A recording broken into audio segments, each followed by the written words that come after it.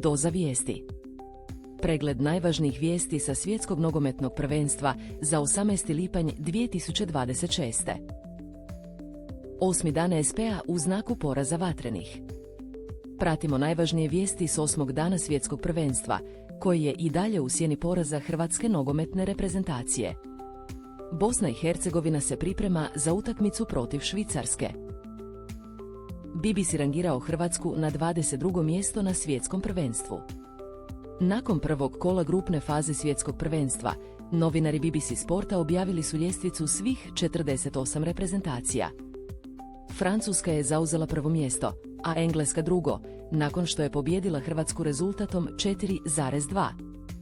Hrvatska je na ljestvici svrstana na 22. poziciju, unatoč postignuta 2 pogotka protiv favorizirane Engleske. BBC je kao razloge naveo obrambenu ranjivost i preveliko oslanjanje na iskusne igrače. Hrvatska je izgubila od Engleske na otvaranju svjetskog prvenstva.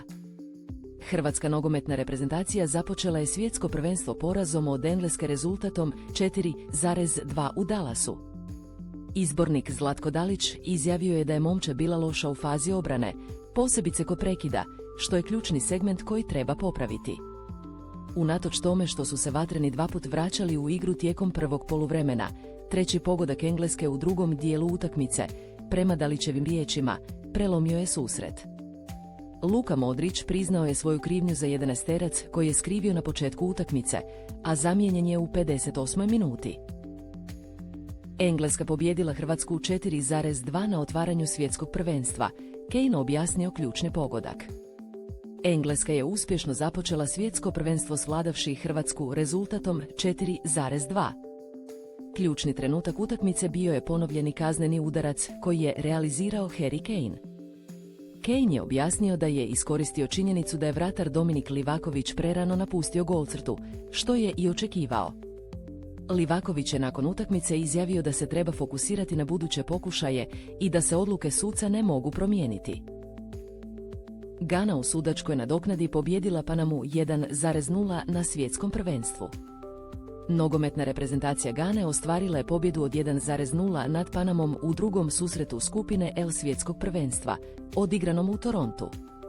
Jedini pogodak postigao je 20-godišnji Kela Birenki u sudačkoj nadoknadi, na asistenciju Brandona Tomasa Santi.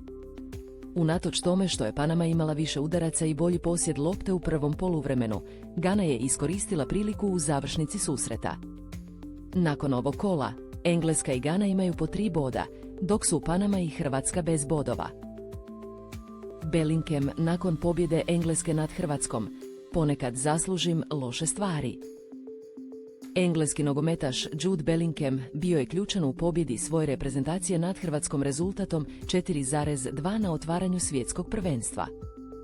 Bellingham je postigao pogodak koji je izazvao oduševljenje među engleskim nogometnim legendama i time ispisao povijest europskog nogometa. Nakon utakmice, Bellingham je izjavio da ponekad zaslužuje loše stvari, sugerirajući samokritičnost unatoč uspjehu. Hrvatska poražena od Engleske na otvaranju SP-a.